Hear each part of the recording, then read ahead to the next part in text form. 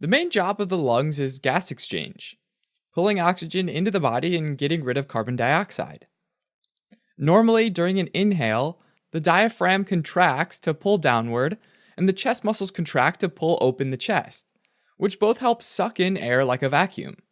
And then during an exhale, the muscles relax, allowing the lungs to spring back to their normal size, which pushes air out. When you breathe in, air flows through the nostrils and enters the nasal cavity, which is lined by cells that release mucus. That mucus is salty, sticky, and has lysozymes, which are enzymes that help kill bacteria. Nose hairs at the entrance of the nasal cavity get coated with that mucus and are able to trap large particles of dust and pollen as well as bacteria, forming tiny clumps of boogers.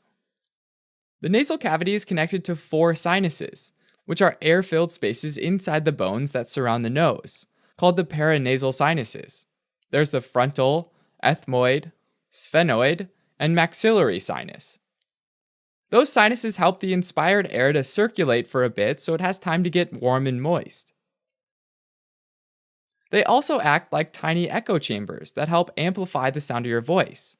And this is why you sound so different when you plug your nose, or if they get clogged with mucus during a cold. So that relatively clean, warm, and moist air goes from the nasal cavity into the pharynx, or throat. The region connecting the two is called the nasopharynx, and the part connecting the pharynx to the oral cavity is called the oropharynx. The soft palate, which is the softer portion of the roof of your mouth behind the hard palate, which is the part you can feel with your tongue, and the autonomic nervous system is made up of 2 basic types of nerves. Sympathetic nerves, which are involved in fight or flight mode, like running from a turkey, and parasympathetic nerves, which are involved in the rest and digest mode, like eating ice cream on the beach. Smooth muscle along the trachea and the first few branches of bronchi have beta-2 adrenergic receptors. Going back to that turkey, when you're running, the sympathetic nerves stimulate those beta-2 adrenergic receptors, and this increases the diameter of the airways, allowing more air to get in. But those same airways also have muscarinic receptors, which can get stimulated by parasympathetic nerves, causing a decrease in the diameter of the airways. The large airways are lined mostly by ciliated columnar cells and a handful of goblet cells, which get their name from looking like a wine goblet, and these guys secrete mucus. That mucus helps trap particles, and then the ciliated columnar cells beat rhythmically to move the mucus and any trapped particles from the air towards the pharynx, where they can either be spit out or swallowed. This mechanism is known as the mucociliary escalator. After the first 3 generations of bronchi, though, the airways get more narrow, called bronchioles, meaning little bronchi, and these can stay open without the need for cartilage. Air is conducted through smaller and smaller bronchioles for about 15 to 20 generations, and collectively these are known as conducting bronchioles.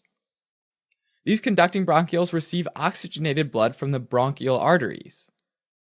The walls of those conducting bronchioles are also lined by ciliated columnar cells and mucus-secreting goblet cells, as well as a new type of cell called a club cell.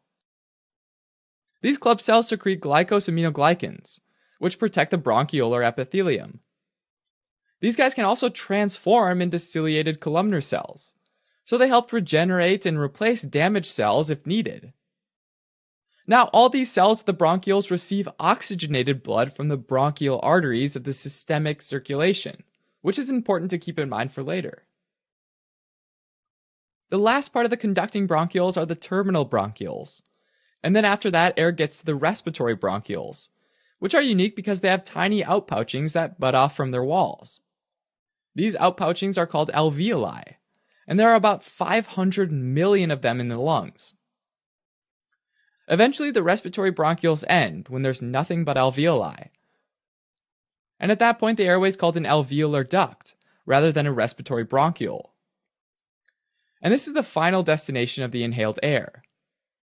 The alveolar wall has a completely different structure than the bronchioles. There are no cilia or smooth muscle, and instead the wall is lined by thin epithelial cells called pneumocytes. Most are regular pneumocytes called type 1 pneumocytes, but some, called type 2 pneumocytes, have the ability to secrete a substance called surfactant. Surfactant helps decrease the surface tension within the alveoli and therefore helps keep them open. Just like the club cells, the type 2 pneumocytes are capable of transforming into type 1 pneumocytes, so they can also help regenerate and replace damaged cells.